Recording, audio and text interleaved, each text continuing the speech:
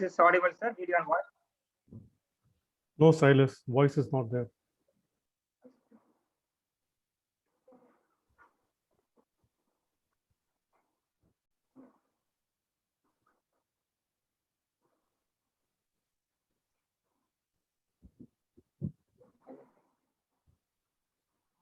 Chinese tech company is branching out. It's aggressively testing Is it audible now, sir? Yeah, yes.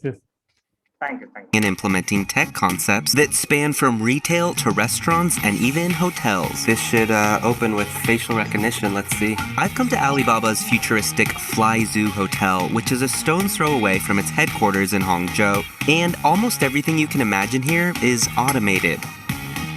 I'm not sure if this is cool or creepy.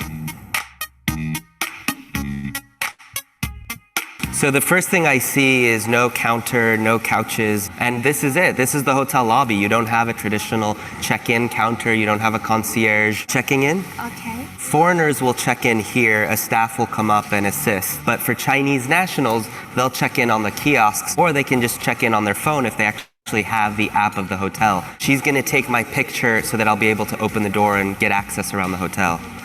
Okay, please. Yeah. Yeah, it's okay now. You can take my room. That's it? Just like that? How do I remember, what was my room number again? I'll take a picture so I can remember my room number. Just use your face to open the door. It's okay. Okay, thank you. I feel a little bit lost without a key card or a receipt or anything like that. To access my floor, I have to scan my face in the elevator. And again at my door to access my room. Just like that. I enter my room. The 290-room so-called Smart Hotel welcomed its first guests at the end of 2018. And while you won't see as many faces at reception as a traditional hotel, there is still some staff around, like housekeeping, which Alibaba says still have to use a traditional key card to clean your room. For the young generation, they love it. And for the generation like us, they will feel a little bit nervous initially. Andy Wang is the CEO of Alibaba Future Hotel, which oversees FlyZoo. With our assistance from our service ambassador in the hotel lobbies, you will feel more comfortable, right? Because everybody know how to use Alipay. Everybody knows how to use the mobile smartphone. But the idea here isn't for Alibaba to open its own hotels. It's using FlyZoo to develop technologies it can sell to existing hotel chains. One of its partners is Marriott International, the company behind Marriott, Ritz-Carlton, St. Regis W, and more. No one would say, I'd like to go to the front desk and do more, right? Peggy Fang Ro is the Chief Sales and Marketing Officer for Asia Pacific at Marriott International. It's getting good traction, but still, there are still steps in that check-in process that require you to stop by the front desk, so we haven't eliminated it completely. But when we do, I think people will, adapt to it quite quickly. She says some of Marriott's properties in China could be eliminating the front desk check-in process soon. Each hotel room has one of these, and it's sort of like Alibaba's answer to Amazon Alexa or Google Home. You can order water, you can order slippers, you can even order room service. It can also open the curtains for you, it can turn on the TV, it can even dim the lights. T-Mile Genie.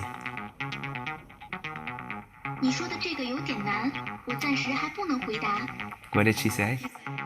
Apparently she said, I don't understand what you're saying. Can you say it again?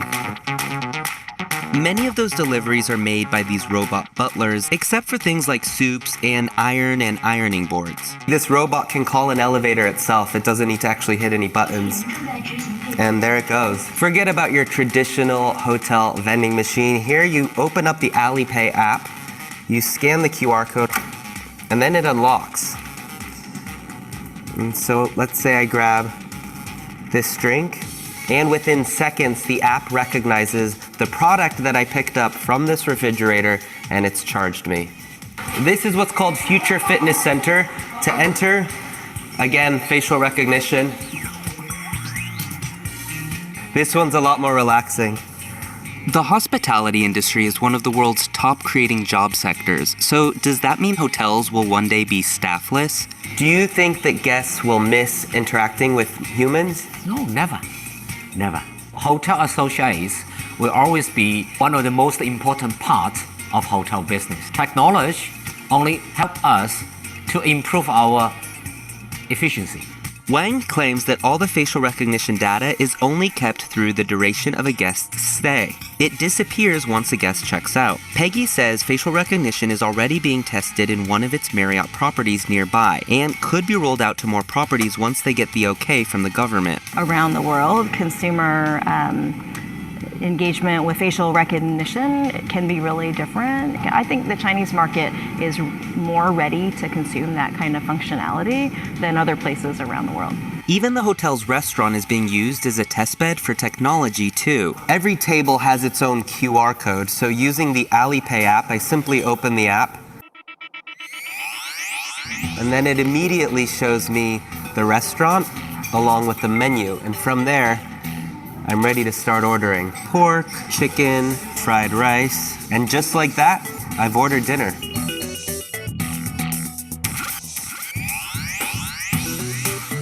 You found me.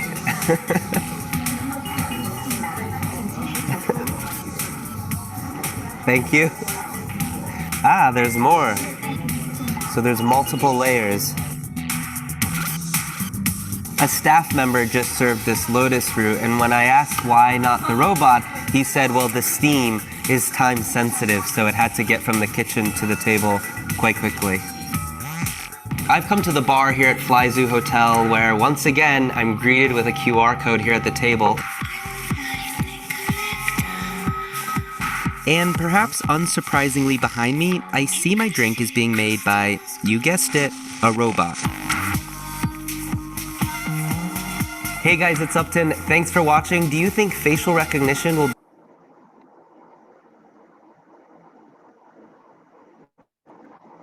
Well, I hope, I think this has given us some ice break of knowing how the technology has taken over our day-to-day life.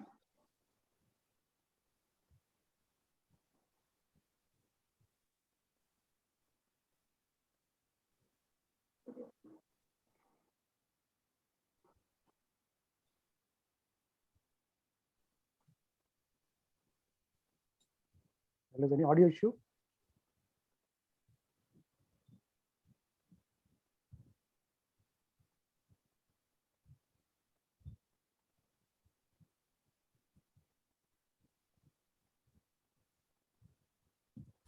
Let me share my presentation PPT.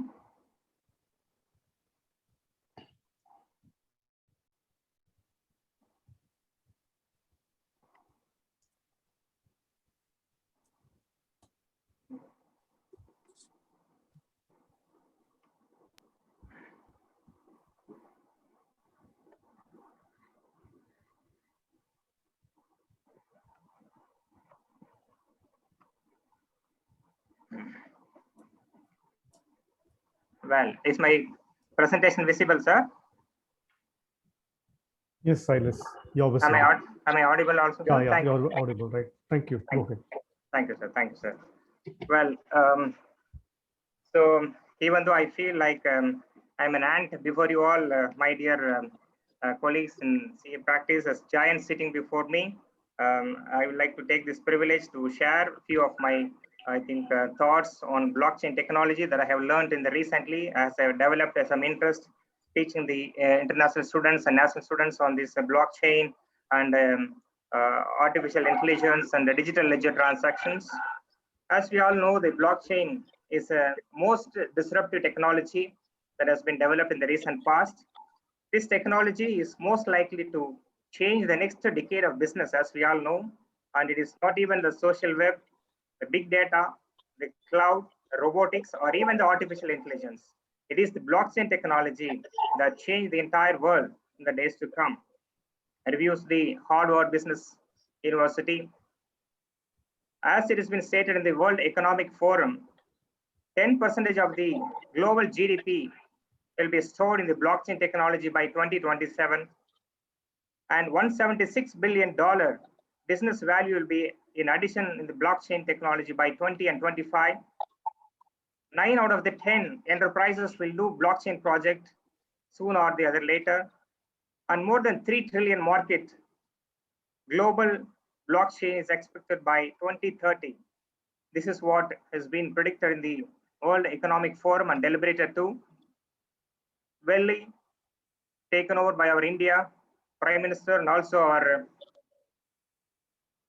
Finance Minister in the recent budget that has been announced. The fintech city has been proposed in the city of Ahmedabad. One can understand how government of India is also giving importance to this technology, fintech, and all these emerging trends in the financial market. How this blockchain has been evolved. Let us see the evolution of blockchain. First of all, in 2009, Satoshi Nakamoto introduced the first ever blockchain as a landmark invention. This enabled the authoritative environment and promoted fair ground. So what is blockchain altogether? This blockchain is an infrastructure to create a digital record as opposed to our manual record keeping. It is a digital record keeping which paved the way for the entire gamut of fintech. Actually, the fintech is called a mother of the entire fintech subject, this blockchain. The subjects like artificial intelligence and then the cryptocurrencies, data mining, for all these things, blockchain is the mother of all the fintech subjects. It is P2P, that is means peer-to-peer, node to node, the direct relationship. DLT, that means direct distributed ledger technology, where transaction records are kept in a ledger as a chain of blocks as opposed to traditional tabular format. It brings greater transparency and accountability across complex business networks, enabling real-time tracking of assets. So what is digital ledger technology? Distributed ledger technology or distributed ledger technique is a cryptographically secured set of replicated, shared, and synchronized digital data. I will explain you the concept of cryptography subsequently. And it is geographically spread across multiple sites and countries or institutions. There is no central administrator or centralized data storage. This is the one of the advantage of DLT. And blockchain promotes new technology, security, trust, and transparency, and provides audit trail. As we all know, our recent requirement from our Ministry of Corporate Affairs, every bookkeeping should provide the audit trail. So blockchain is the technology, it provides the audit trail for every single transaction from origin to the destination.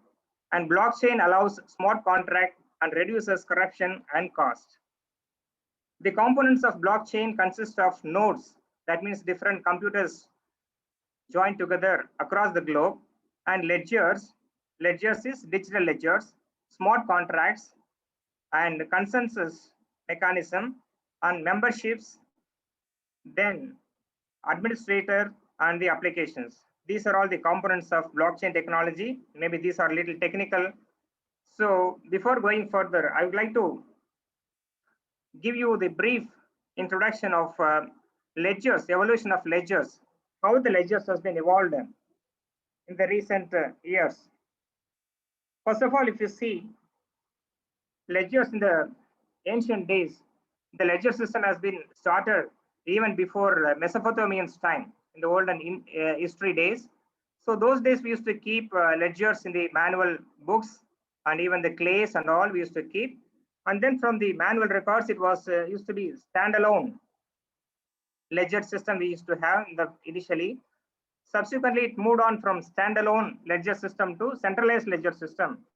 As we see here, we had a centralized ledger system where we had a central office and then distributed data to across the branches here. From centralized again, moved to the decentralized ledger system. That means from zonal offices like west, east, kind of zonal offices, we had central ledger system and then distributed to the branches. And then we moved on to distributed ledger system. Even in the distributed ledger system, we have two types of distributed ledger system. One is the users are anonymous, users are unknown. So this kind of ledger system, distributed ledger system, where the users are unknown, it is called each user has a copy of the ledger and participants in confirming transactions independently. So here the users are anonymous, they do not know each other. So this is typically used for the public blockchains rather than the private blockchains technology. And the other one is that users are anonymous. So here the permission is required for the users to have a copy for the ledger and participate in continuing the transactions. This is one of the typical example for a private blockchain technology. So in the private blockchain technology, the users need to have the permission from the central controller in order to have the access to the ledgers that has been kept in the blockchain technology. So moving on, let us know what is the smart contracts. Smart contracts are the set of digital codes that is used in writing this blockchain technology. How this smart contract works. It is supposing a party codes the smart contracts, and then once he codes the smart contract, then both the parties finalize the smart contract rules digitally. This all happens digitally. There is no manual books or contracts are involved in this. And then the contract goes live and is stored in the ledger. And then finally, the contract automatically executes when the conditions are met. There is no manual interactions at all. So this is the type of smart contracts that we see. And what are the advantages or benefits from the smart contracts? We see the smart contracts are more secure, and it is autonomous and interruption free. It is trustless, cost effective, and fast performance. Where the smart contracts are mostly used, mostly in government voting systems, supply chain management, mortgage systems, record keeping, storing, and real estate markets and insurance claims. These are the few areas the smart contracts mostly used. Now we will see the most important slide that you are seeing here, the blockchain introduction. So if you see here in the left-hand side, this history of the blockchain. In fact, way back from 1991 to 2008, the Stuart Haber and Scott, they have started working on the first blockchain technology from 1991 itself. But in 2009 only, Satoshi Nakamoto releases the first Bitcoin white paper, and the first Bitcoin online purchase is about 10,000 Bitcoins took place at that point of time. Moving on from 2012 to 14, what happens? We know the history. And then finally, up to 2019, we see the evolution of blockchain. It came from private and then blockchain as a service, not only to the products and also the manufacturing industry, but also blockchain. People started using the service industries, and security tokens are replacing the ICOs. So this is the evolution of blockchain. I no need to explain in detail because we all know this one. And then we see what are the different types of blockchain technology. First of all, based on the general classification, the blockchains can be public, private, federated, and hybrid form of blockchain technology. What is public blockchain technology? Public blockchain technology is any person can engage, any person can have the copy of the ledger that is stored in the blockchain technology. No permission is required. Whereas the private, we have to have the permission from the central administrator to have the access to the ledgers that has been stored in the blockchain. And federated is where the technology, blockchain technology, where one or more organizations are joined together to develop the blockchain, and both or several organizations control together to have the more better control over the blockchain technology. That is called federated blockchain technology. And hybrid form is mixed of a federated and private and public is called hybrid form of blockchain technology. And with respect to permission level classification, it is permissioned blockchain technology and permissionless blockchain technology. Permission blockchain technology, we need to have the permission, and the permissionless technology, anyone can go into the blockchain and have the access to the ledgers that has been stored in the blockchain technology. And if you see the properties or features of the blockchain technology, first of all, it is immutable. That means it cannot be tampered. It can never be altered. Once the data has been stored in the blockchain technology, that platform, the data, the digital transactions, the ledger transaction that has been placed over there, it can never be altered. That is the first and foremost the characteristics of this blockchain technology. Next, it is decentralized. Rather than it is centralized, it is decentralized, spread across the globe. Millions and millions of nodes has been associated, closely knitted together in this blockchain technology. Then it offers the enhanced security, because every single data on the ledger is heavily encrypted through the technology called encryption. We know this encryption technology. Encryption and decryption converting the plain text to the computer readable text, and then computer readable text to the plain text, what the humans can understand, is originated from the encrypted technology. Because of this encryption, the data has been highly secured, so nobody can tamper the data that has been stored in this blockchain.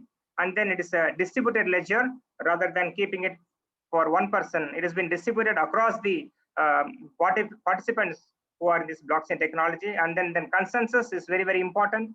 That means agreement or okay from all other participants is very, very important. Unless all other nodes are agreeing, the one digital transaction can never be taken place in the blockchain technology. So agreement from all the nodes, all the participants is very, very important.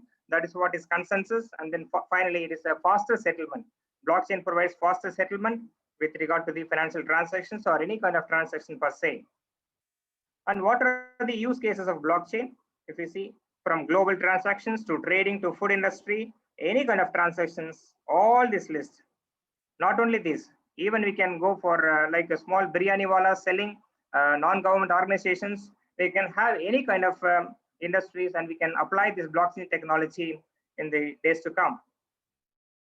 Now let us see an interesting use case of this blockchain technology. As we all know, this trade finance, obtaining letter of credit, and then process in this blockchain. You see here in the right hand side the picture, we all know how we obtain the trade finance through the letter of credit. So buyer have to approach his bank. First of all, buyer have to contact the seller for the products, and then buyer have to approach his bank, and then the bank have to issue the letter of credit to the shipping company, and then shipping company, and then again the seller will contact the shipping company, and then they have to exchange the documents, and the money have to flow from the bank, from buyer's bank to the seller bank, and all this huge hangama we see over here. There's a lot of confusion and a lot of delays and all that. This is the typical letter of credit, and then the trade finance is happening, as we all know. So in this existing letter of credit, can we identify what are the demerits? What are the problems that we face over here? What are the challenges that we face in the existing letter of credit or trade finance in this scenario? First of all, if you see, there's a lot of time consuming. So a lot of time is required, and then it can be like human errors, arithmetical errors can happen, and then a lot of cost is involved, working capital is involved, a lot of reconciliations are involved, so many. And then if we need to track the consignment from one place to another, we need to go to the third party website to track the goods where it is actually the goods are at the present. So these are so many complications and problems and challenges that we are facing in the existing the system. But what are all the benefits in case if we are going to implement the blockchain? If you see, it will help direct exchange of documents. Example, letter of credits and bill of lading will be directly exchanged between the parties and the banks. And then it will automate the process. The automated process will reduce the time taken and reduces human errors substantially. And possibly even the frauds also it can reduce. And each participant can view the current status of the transaction and future possibility of leveraging and blockchain integration by using smart devices to track goods. So these are the benefits that we see. So in real-time transactions, using the blockchain, one can really speed up and achieve the optimization of the operating efficiency and reduce the cost significantly. Even the corporates are trying to save more than 30% of the infrastructure costs and working capital cost by introducing this blockchain technology. Next, moving on to see how this blockchain technology is worked out. This is the typical workflow, how this is working in the real-time scenario. So this is a little technical slide. So please pay little careful attention over here.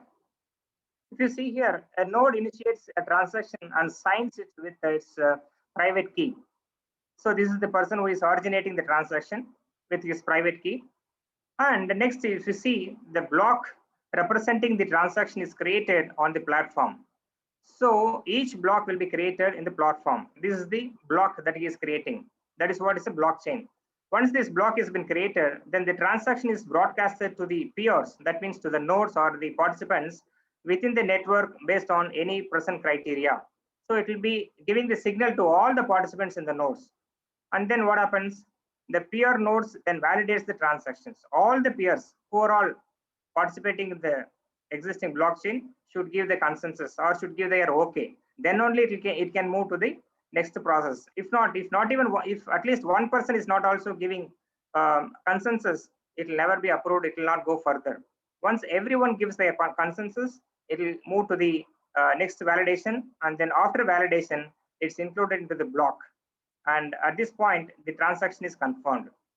Once it is confirmed, that means this additional block has been confirmed, approved by all the persons, digitally signed, and then it is added into the existing blocks. This is what is typical operating cycle in this blockchain. This is how the blockchain is operates typically. How this blockchain consensus works? Through the proof of work or also through the consensus mechanism. These are the few types in which the consensus or approvals or authentication has been used in the blockchain. One is called proof of work, and also one more is called consensus, as I told you. And if you see, then the blockchain work without cryptocurrency? Yes, of course, blockchain can work without the cryptocurrencies. Typically, the cryptocurrencies are required for the public blockchains. In case of private blockchains, cryptocurrencies are not required at all. Without cryptocurrencies, private blockchains can work. A typical example, as we all know, that government of Andhra Pradesh already introduced the blockchain technology for their land registration department, for registration department. So the government of Andhra Pradesh have rolled out the blockchain technology for land registration. That is called a private blockchain. So only government of Andhra Pradesh will have control over that. No one can have access to that. Those government of Andhra Pradesh gives permission, they can access into the blockchain, the ledgers and the transaction that has been recorded in the blockchain technology. So that is what is the private blockchain. So where the cryptocurrencies are not required. So how does this blockchain authentication works? So this is the typical, I think, little technical process flow that you see over here. So this is how the blockchain authentication works. That is from origination. This is all using through the cryptocurrencies and digital signatures, as we all know, using the digital signatures from starting to the end. So I think without reading this, I would like to explain you simply how this blockchain authentication works. In a simple way to explain you, it is simply an exchange of information between the two parties through the computers, right? So through the computers, the exchange of information happens between the two parties using the hash and the cryptographic tools. What is hash function? Hash function is the unique value assigned by the computer for the given data. So what is cryptographic function? As we all know, cryptographic is a function with encryption and decryption technique for the converting plain text into the computer readable text.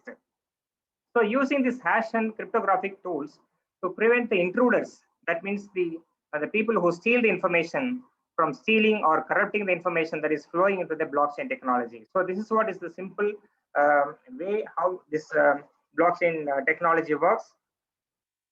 And then let us move on to see the example. Now the practical example, how this any transaction is happening in this blockchain. So let us see if someone requesting a transaction, initiating a financial transaction, it can be. So once the person is requesting the transaction, this transaction is moved over here. Then the requested transaction is broadcasted to the P2P platform. There is a peer-to-peer, node-to-node, to all the parties. It has been broadcasted in the network consisting of computers known as the nodes. Once it is published, all the nodes should be giving the validation. The network of nodes validates the transaction and the user status using known algorithms. What is that known algorithms? As we all know already, that we have seen consensus algorithms or proof of work. So you using these consensus algorithms or proof of work, the nodes will validate the ledger transaction that is valid or not.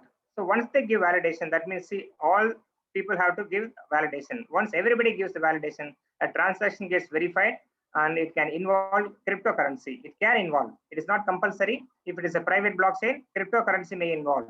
So what is this cryptocurrency? Cryptocurrency has no intrinsic value. That means we cannot exchange cryptocurrency for the fiat currency, or it can be a gold or for any other commodities that we use in our day-to-day. Cryptocurrencies can be used only through the crypto system only. Same, the blockchain only we can use. It has no physical form and it exists only in the networks. And also, its supplies is not determined by the central bank. Cryptocurrency is not determined by the central bank. It is determined by the each and individual nodes. That means the participants in the existing blockchain technology. And then once it is verified, the transaction is combined with the other transactions to create a new block of data for the ledger. So this is what is the existing ledgers. This new block has been added into the existing trail of blocks. This is what is called as a blockchain. So this new block is then added to the existing block in a way that is permanent and unalterable. It can never be altered again. And then the transaction gets completed. So this is what is the typical example for the transaction. Now I would like to give you quickly the decision-making tool where we have to use this blockchain technology. As some of us knowing, blockchain technology may not be the solution for everything. So what are all the industries, for what are all the cases this blockchain technology will be useful, for what are all the scenarios this blockchain technology will not be useful. So I would like to give you a small kind of scenario analysis or a kind of decision tree analysis. So first of all, let us start over here. Do you want to have remove the brokers and intermediaries? If you are going to have more brokers and intermediaries between our transactions, of course, our blockchain technology will be helpful. Otherwise, it will not be helpful. Are you working with the digital assets? If yes, then blockchain technology again will help.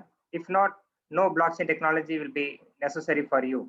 Are you able to create an authenticative, authoritative, and permanent record of digital assets? Yes. That means you can move ahead to the digital, this blockchain technology. Do you need shared or write assets? Yes. Again, we will move on to the blockchain technology. If not, blockchain technology is not necessary. Does your business require high performance transactions? If only, if it is required, then the blockchain technology is not giving us the solution at present, but maybe in the future we have to wait and see. Present technology is not providing this platform for the high performance transactions. Are you going to store non-transactions data in the large quantities? Yes. If it is yes, that means non-transactions data. It is only a data without any kind of meaning to the transaction, then it is not viable. And if it is no, we'll proceed. And then do you need to rely on the trusted party? If there is any trusted party out there, then the blockchain technology will not be useful. That means untrusted parties, untransparent transactions. These cases only blockchain technology will be helpful. Are you looking to manage value to exchange or contractual relationship? If it is yes, we'll move on to the blockchain. Is there a trust between the contributors or transparency between the contributors? If it is no, we'll move on. If it is yes, then there is no need of blockchain technology. Then do you want to have control functionality? If it is yes, then we have to go to the private or permission blockchain will be ideal for us. And then if it is not, then do you need blockchain transaction to be public? If it is so, then we have to move on to the public blockchain methodology. So this is the typical scenario where decision tree that I have given. In addition to that, in case if our organization is involving in multi-departmental or cross-organizational transactions more, then also our blockchain technology will be ideal. And if it requires periodic reconciliation, if it involves more periodic reconciliation like our GST reconciliations every month, then of course our blockchain technology will help. And the issues with regard to traceability and audit trail, yes, blockchain technology will help. Finally, process automation. In case if we require process automation also, blockchain technology will be useful. Other than that, this blockchain technology will not be useful. So what are the now recent trends in the blockchain? Quickly going through, taking you through the recent trends or recent things that has been happening in this blockchain technology. First one is that federated blockchain. What is the federated blockchain? As I told you before, it is an upgraded version. It is more customized. It is pre-selected nodes or controlled by multiple authorities. Therefore, it is highly trusted. On stable coins, more than 77% backed by the assets. Unlike our Bitcoins and Ethereums, the stable coins are more stable. It is more secure also. Therefore, it offers guaranteed return and mitigates the losses. On the BaaS, what is this BaaS? Blockchain as a service? It is now blockchain is going even to the service industry, unlike trading and manufacturing, even to the it's used by Amazon and Microsoft. These are cloud-based services enables users to develop their own digital products by working through blockchains. And the triple entry accounting system introduced by late Professor Yuri Irichi. It's as we all know, it is very tough to when everybody is watching. Nobody can lie, right? When everybody is watching, it is tough to lie. In a similar way, it is actually a triple entry accounting system. It is not a third entry, rather it is a third component that has been added to the public blockchain. There is a public ledger as a blockchain. It is added to every debit and credit entry. Blockchain links two entities and allows millions of nodes to audit. That means to verify the transactions entered into the blockchain. Usage of cryptocurrency mitigates manipulations and financial frauds. Finally, what is our Christian perspective with regard to the blockchain? As we all know, if you have been closely watching the evolution of the blockchain, cryptocurrency, and artificial intelligence, which may eventually bring one nation, one currency, and you will surely conclude that these are the avatars of Antichrist, as we all, I think some people are already telling, and you will be knowing that keep you away from these evolving technologies. Definitely will be withdrawing, as we all, I think, believe in the biblical principles. So we would like to keep away from Antichrist and all these avatars. But please remind that only the sick needs the doctor. Guys, of course, only the sick needs the doctor. As therefore, Christian chartered accountants engaging in I think this blockchain technology is very, very essential. We need to definitely adopt this blockchain and the recent technologies. Therefore, these blockchain technologies can be used to glorify the Lord's name in order to advance the kingdom of God. And finally, and some of the interesting facts that is happening, if you see, the world's biggest bank with no actual cash is the Bitcoin now. And Uber, if you know, the world's largest taxi company, owns no vehicles. Facebook, the world's most popular media owner, owns no content. Alibaba, if you see, the world's most valuable retail owner, owns no insolvency, owns no inventory. And the world's largest accommodation provider, that is Airbnb, it owns no real estate. So adding to this, it is no wonder with the backdrop of all this blockchain will definitely be the most useful technology by most of the stakeholders sooner or later. So with this, I would like to conclude my last presentation. So what is blockchain and CA is going to do? So with regard to the income tax, it is, as we all know, any income is taxable irrespective of its form. So what income? Income tax department doesn't bother. Whatever the income that you derive, you have to pay the income tax to me. So the Bitcoins, actually the Bitcoins is taxable based on its nature. If you are dealing with the Bitcoins as a business, then you have to tax, it will be taxed under the business head. If you are doing as a capital investing, then it will be taxed under the capital gains. And mining, whatever the gains that we are going to get the cryptocurrencies to the crypto mining, it will be falling under income from other sources, whereby department is not allowing any exemptions or deductions on these gains. And with regard to the disclosure in the income tax return, so far there is no clear picture on disclosing the these transactions in the income tax returns. With regard to the MCA, as we all know already, the disclosures is required and mandated in the annual returns for the cryptocurrencies. Any profit and loss need to be disclosed in the annual returns, and also stock held. What is the quantum of stock that we are having in our books of accounts? We need to show it there. And also again with the deposits or advances received from the I think stakeholders with regard to investing in the cryptocurrencies, this also need to be disclosed in the annual returns with regard to the Ministry of Corporate Affairs. And with regard to the GST, and if it is a crypto mining, it will be like termed as intangible assets, and registration is mandated. If it is our basic threshold income revenue that is exceeding our basic threshold limit, 20 lakhs and 40 lakhs respectively, and it will be taxable at the rate of 18%.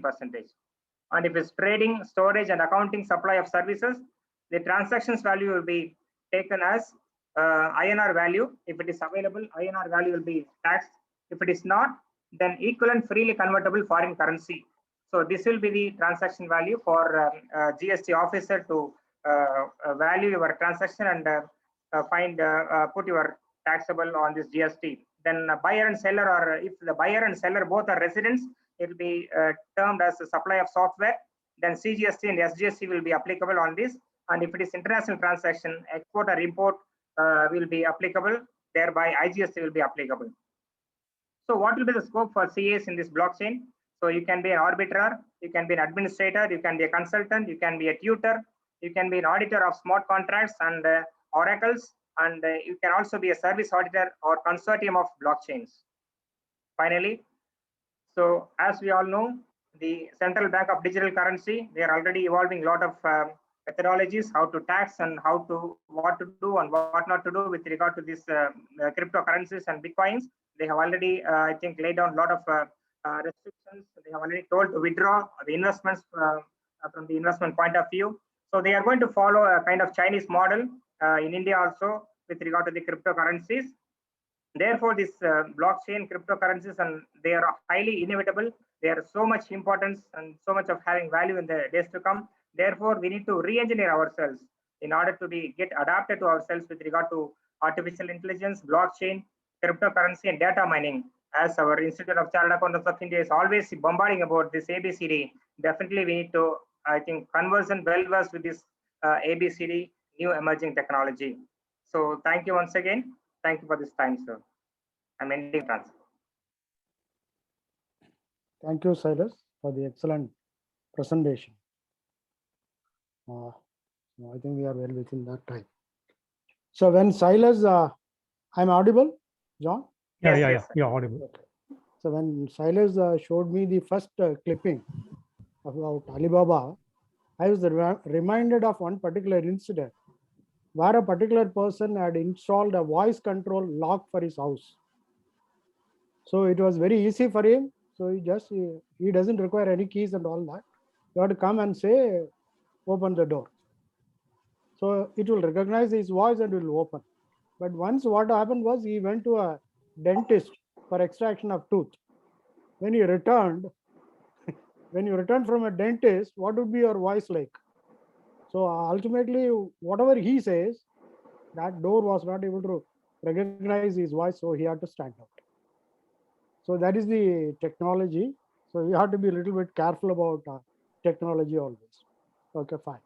So Silas has taken us through the technical part extensively. So I thought, let me take into a different tangent. Let me teach you some history and geography. So that will help us to understand. The technology better.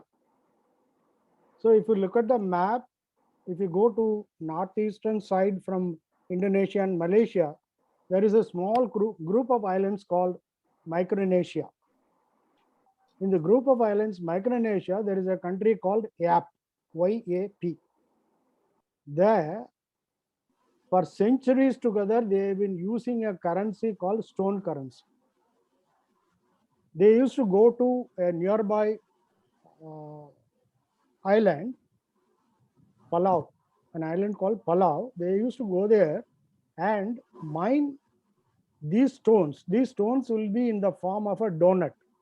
And they have to bring 300, 400 miles over the sea. They take it back to their place and keep it somewhere. And the stones are weighing from smaller size to a big size like 4 tons. So naturally, it cannot be transported from that particular place once you take and keep it there. That was used as a currency up to 19th century. If you go and make a search, YAP, and interestingly, that particular stone was called Rai stones, R-A-I. How the value was attached is depending upon the size of that particular stone and what are the carvings that had been done there. The third one is the history behind it. The history behind is, for example, in one particular case, the wife of that particular person had died when he went to pick up the stones from that particular nearby island. So that has enhanced the value of that particular stone. In another case, what had happened was the stone fell into the sea. When they started transporting from that Palau island to this Yap island, it fell into the sea. but still that particular person is considered to be the owner of that particular coin, and he can still use it for transactions. Now, why I am quoting this? So what is happening is that is treated as a currency. If I want to make payment, when I have this particular currency, which is weighing 4 tons, I cannot take it and give it to you. What happens? I just tell the entire island that I have given this money to John, I have given this money to Silas. Then that is recorded in the minds of the people. So whatever transaction is happening is only by oral history. The transaction is not recorded in a particular place. It is known to all the people in the island. So they recognize that this transaction had happened. This is exactly what is happening in blockchain. This is what they call as distributed ledger system. In our office, what we do, or in a company, what we do, the transactions are recorded in a single ledger, or maybe in Tally whenever we use computers. But what is happening is in the case of blockchain, this particular transaction,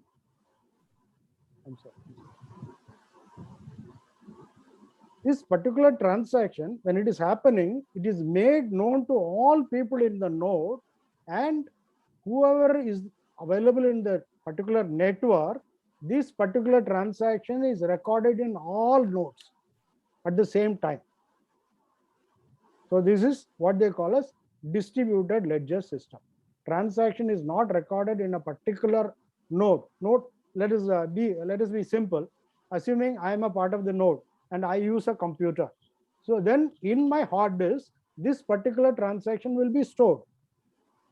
Not only in my particular computer, it will be stored in almost hundreds and thousands of computers, and in some cases, lakhs and lakhs of computers. Same transaction is recorded everywhere. So this is distributed ledger system. Then how do you ensure safety of this? There are two concepts. One is encryption, that Silas touched upon it, and the second is hash, that also he touched upon. I'll explain it little further. What is the difference between encryption and hash? Encryption is when a text or image is there, it is converted into digital format, which is not readable by human being, but it can be again decrypted to the text or image or whatever format it was originally available. So encryption is two-way encryption. You first encrypt, and later using the same technology, you would be able to decrypt. So for encryption and decryption, whether you require a specific digital signature or it is not required, depends upon the nature of the particular transaction. If it is a public, for example, Silas quoted about Andhra introducing this blockchain for land records. So in the case of land records, so you are going to take an EC. So to that extent, it is a public document. So it will allow you to decrypt that particular transaction regarding a particular survey number, who is the owner, and you will be able to trace the history of that particular survey number, because the government has got a policy to disclose it to all people. So whether it is going to be private or public is decided by the authentications required for decrypting that particular data. So now what is happening when a transaction happens, that is encrypted and put in different boxes. Let us assume there are different boxes. So many people are having boxes. It is put in all boxes at the same time, hundreds and thousands of boxes. So this is in a decrypted form. Is this safety enough? Somebody is trying to hack it, and if he changes it, what will happen? So there comes the question of hash. What is a hash? I think we should all be familiar with hash, because even Excel, assuming you are in Excel, and if you are writing a macro and you want to protect a macro, you write a password. When you write a password and you save the file, I think all of you must be knowing that all Excel files are saved in only XML files. So if you want to see the XML file, you can extract it and you can find the XML file. But when you go to the XML file, what will happen? Your password will not be repeated. Earlier, up to 2007, if I remember right, the password will be stored in the same manner as a text, whatever password you have written. But now the password is not stored as a text, but it is converted into hash and it is written there. Again, hash is, there are different types of hashes. So for example, commonly used is 32-bit hash. There will be 256 numbers. What is a hash? Hash is nothing but letters, combination of letters and alphabets, both capital as well as small. All these alphabets will be there. It will be a lengthy one. Then what is the best thing about hash is, if you have got a text, you can convert into a particular hash. So any number of times you convert this particular word into hash, you will get the same result. Whatever tool you use, if you are converting this particular text to hash, it will give you the same hash. But you cannot reconvert the hash into the particular text. As far as encryption is concerned, it is both sides, it is possible. Hash, it is not possible. So now what they are doing is, in the case of a blockchain, this particular information, your transaction is decrypted and it is recorded. Only people who have got the authority and right to decrypt only can read it. As a member of the node, I am just recording that particular transaction digitally in my block. That's all. I cannot read. I cannot open it. Then the next thing what they have done in blockchain is, why do you call it as a chain? Now you have understood what is a block, what is inside a block. Now, how it is connected? Why do you say it is a chain? We call it as a chain because block number 1, we have recorded transaction that I have given, or rather I'll say this way, John has given me a loan of 10,000 rupees. So this is recorded in block 1. Now what is happened is, there will be a block 2. In block 2, for example, Silas is giving money to somebody else. So that is recorded in block 2. Now, where is the question of a chain? We call it as a chain because whatever transaction is there in block 1 is converted into hash, and that hash is stored in block 2. And whatever transaction is there in block 2, that is converted as hash and that is stored in block 3. So in a block, what is happening is, first there is a storage of hash of the previous block, then the transactions for the current block. So this happens for each and every block. Assuming if I am going to tamper with block number 4, if I am tampering with that, I will not be successful because there is a hash of these transactions recorded in block number 5, which I cannot go and change. So anybody can cross verify and find out that this particular text, when converted into hash, is not matching with the hash stored in block 5. So this is not the original. That can be accepted. So these are the two important things as far as blockchain is concerned. Transactions are encrypted and recorded. It is recorded by so many people at the same time. That is why it is called decentralized ledger. Second, so that means tampering is not easy. Second, safety is, it is in a decrypted form. The third safety is, the entire transactions are converted into hash and that is recorded in the next block. That is why it is called a chain, blockchain. So distributed ledger is a very old technology that I had told you about, the island of Yap. So now this is a small thing about this introduction because we are running short of time. And we have given in the brochure that there is some opportunity that I have already distributed a PowerPoint presentation about mining. So Ethereum mining. Mining is nothing but you will have to keep a computer separately for this purpose. It is like any other computer with required capabilities. And one additional thing is, normally in our desktop, we may not have a graphic card. We will not invest in a graphic card. Here you have to invest in a graphic card also. That is a part of the desktop only. So that is kept as a rig. They call it as a rig. So day to day, you have to check sporadically. You need not sit there and do something. Automatically that will work, and that will work out various mathematical puzzles. That is what they call as proof of work. These are a little bit technical, may not be required for us. So what is required is you can keep a rig, and that will give you a passive income. You will have to get the help of somebody to install it and get him to advise you on how to monitor it. Then automatically you will be able to make money. And as far as my practical experience is, for an investment of ₹1,00,000, the returns, I'm talking about Ethereum mining.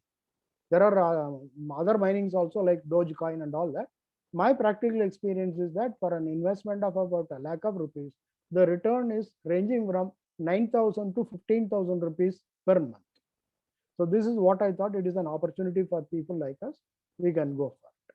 So we have reached our time. I'm sorry. So people, if you want to raise any questions, you can raise it now. John? Unmute yourself John, and then, yeah, sorry, kindly unmute yourself and then we can take questions now. And then we don't have much time now, when we'll have to close it anyway. But we will give, because this topic is something totally new. For me, it is absolutely new. I'm sure there are seniors like me here. For us also, for many of us, this will be new.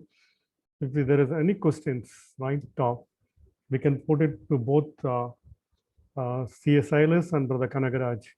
no, somebody raised a question. Okay. What is the difference between the current approval system and the, I think this is the query raised by him. Let me check. So how is this different from the current approval process used for transaction in organizations? Actually, what they are talking about approval is not the transaction.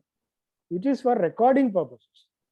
Your transaction approval and all that is your regular thing which we have to do, and blockchain has got nothing to do with this. It is only for the purpose of recording. Technically, they call it as approval. That has got nothing to do with your present approval system. Yeah, please. So if some questions are there, we can take it. So for mining, how much you'll have to spend, sir, apart from the laptop? Apart from the laptop, how much you'll have to invest? No. It is not the laptop. It is only mining is only a sort of computer. It is like a desktop, but they don't keep in a box. They keep it open because enormous heat is generated. All right. The minimum size, personally, I feel it will be around 2 lakhs. Oh, okay. That will be an optimum size. So 2 lakhs I'll have to invest Even, for the even you can start with 1 lakh, but now that because this lockdown, what had happened was this cost of the graphic cards had gone up. The graphic card, for example, 3070, which was being sold at 70,000, it has gone to 1,25,000. Okay. I think 2 lakhs is okay. Fine. So like I'll have to get a computer for 2 lakhs and then invest the amount whichever I want. No, not a computer parts only, but you have to get the advice from proper people, or you send me a separate message. I'll guide you on what are the parts required and all. Fine. I'll advise you on how to assemble. All right. Thank you, sir. Thank you. So, nobody else? Sir, actually, I'm investing in through a broker called Wazirex. So like I'm investing on Bitcoins and this Ethereum and Ripple. But sir, I'm Amudan. Okay, yeah. Sir, that's what, like I'm actually investing in Bitcoins, Ethereum and Ripple. But I heard that every day the news keeps coming, like and some 3-4 days back, like I heard like this fellow, this Tesla, Elon Musk said like a lot of heat is generating. That's what, as you mentioned, a lot of heat is generating. So like we are actually not encouraging the Bitcoins and other cryptocurrencies. So like how do you find the market, sir? Like will we keep growing, or like how it will be? So there are two things, Amadan. Number one, making money out of monies is one part, and making an investment, buying and selling in Bitcoin, Ethereum, Dogecoin, and Ripple, and all that is a different ball game altogether. Okay. As far as the investment is concerned, it is volatile, highly volatile, even volatile, more volatile than the regular share market. You could have seen that Ethereum went up to $4,000. Yes. Now one day it went down to $2,000 or less than that. Yes. Yes. No, but the expectation is that it will touch $10,000. But Okay. again, it is a risk. But as far as Okay. mining is concerned, I feel the risk is lesser compared to buying and selling of this Ethereum or whatever, Bitcoin or Dogecoin. Okay. Okay. I think we'll take one last question. Amudan, please give chance to others also. You can I'm privately. sorry, sir. I'm It's okay. sorry for No problem, Amudan. No problem. No issues at all. You can privately talk to Mr. Kanagaraj. He will guide you. One or two last questions from other participants, then we will close.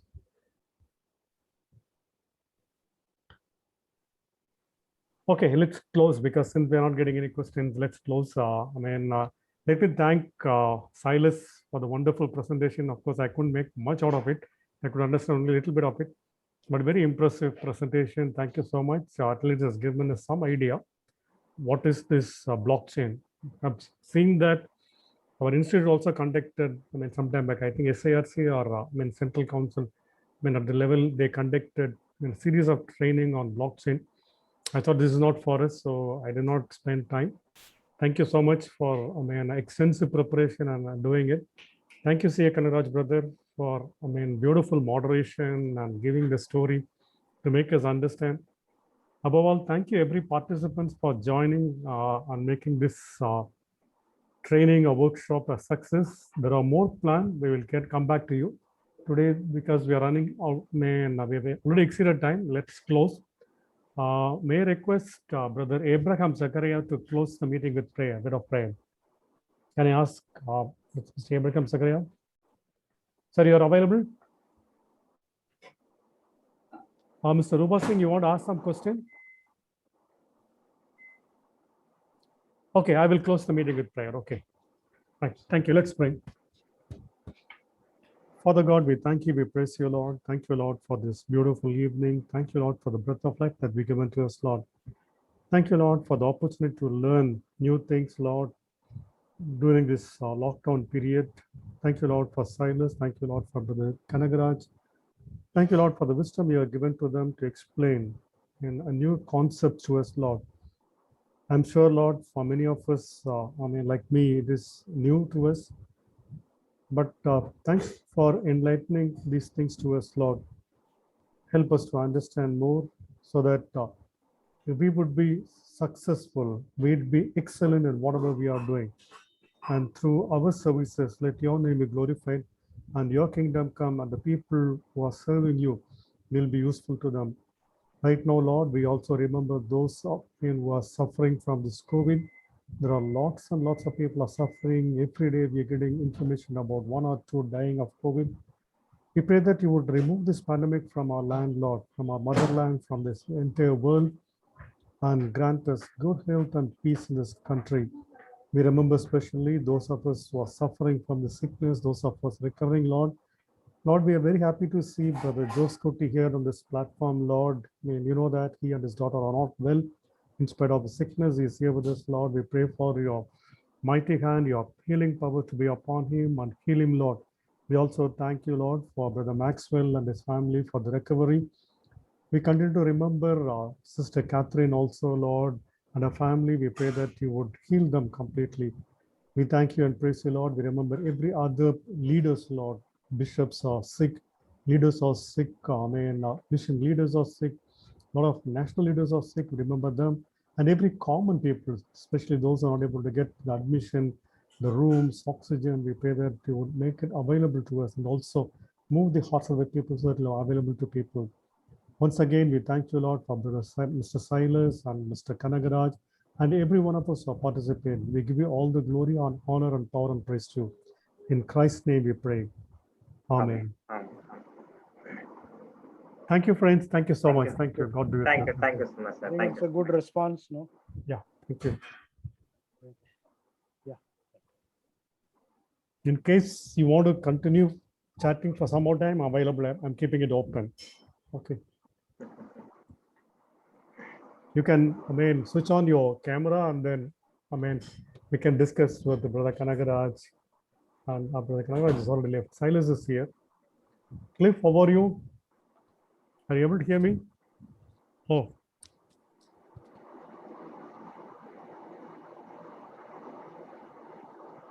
Cliff is from Goa. He's very good in stock markets. He said he can take on stock markets up to 2 months. Cliff, you are there? We have some excellent people here with us. Yeah. Nice to see you, Cliff, with beard. It takes me time. No, with technology, I'm very poor, probably like you. So that's why I hesitate. I can make basic presentations and all, but how to broadcast. That's why I struggle to put on my video, and Yeah. I need to learn a little. Yeah, you have this 2 months time. We will have that on why the stock markets are behaving like this when the economy is not doing. Basically, it's to understand the practicality, because people, even I never used to understand why markets are going up and the economy is going down, until I met somebody and then they drove me to the 1993 period of circular trading and all those sort of things. And since I was in the market for 40 years, I did my articles with a company that did audits of all these A group companies like Tata, Mahindra, Devers, all that. And my office was opposite the stock exchange. Okay. Where even partners used to be visiting during the market hours, and there was trading on the floor. So means you have some knowledge of what was happening since then, and interest. Anyway, yeah, I'll see. I'll try to prepare. But I'm not at the same standard as a professional. But that's okay. That is understandable. I'm also not that very good. Like what Silas has done. Silas has done, beautifully. Others also, even Brother Kanagaraj also, he does very well.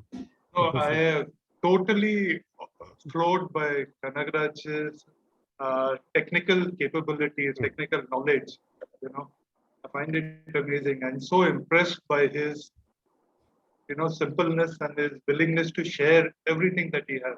I've learned a lot from him. Yeah, that's right. Silas, thank you so much. Welcome. Nice to see you, sir, from Goa. Yeah. If you had come to Goa for the conference, you would have seen me. Looks like you put a little weight, Cliff. Yeah. Right? Yeah. Looks like you put a little. I've added the beard too. Yeah. So they say Goa is highly affected, sir. How is it now, sir? The COVID? So the positivity rate is still quite high. Okay. And the percentage of testing positive for a small state like that, we're having 1,500 now per day, and about 39 deaths for the last 3-4 days. It's extremely high for a small state. Okay. Primarily, it is due to the inaction of the government in shutting down. Yeah. No lockdown. The moment they stopped, they had a temporary lockdown, but still there is a lot of activity going on. They left out mining, they left out construction activity, they left out banking. So all those are open. So people are still moving around. And recently somebody told me that the trains also are bringing people in, and they're all, there's no testing. There's no checking when they're getting out of the train. So people from areas are coming in. So I don't know. It's basically control. That's good.